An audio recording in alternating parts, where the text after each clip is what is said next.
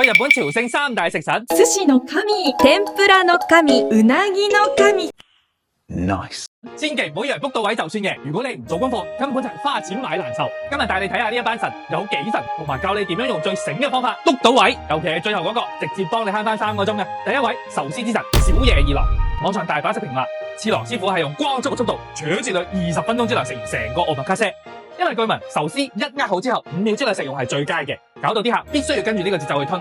好多人形容我好似考緊 DSE 考試咁。講真，俾幾萬yen仲要食到咁有壓力，未必個個人頂得順。但如果你真係咁 M 底，仲要去挑戰，就 mark 低呢張總店攻略卡。不過記住，本尊而家淨係接受熟客或者係 consider 㗎咋。想試下神級嘅手勢，又坐得舒服啲，醒嘅一招，去 book 佢個仔嘅6本木分店，提前上Rakuten Travel或者係 consider 就有位。重點係呢度氣氛超超，仲可以任影唔嬲。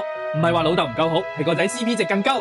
第2位天婦羅之神早熱女自在，呢個阿伯簡直係炸嘢魔術師，佢隻炸蝦係用油溫蒸熟，炸完中間仲係流心，甜到爆標啊！戲肉嚟啦，book位嗰陣千祈要 read 乜指明早熱女師傅，如果你唔出聲，分分鐘係徒弟炸俾你食㗎咋，俾一樣嘅錢，梗係要睇神表演啦。最後鰻魚之神根本兼次郎，日本職人界有嘅金句，意思就係川魚3年，否魚8年，但係想燒好一條魚係要用成世人去修行。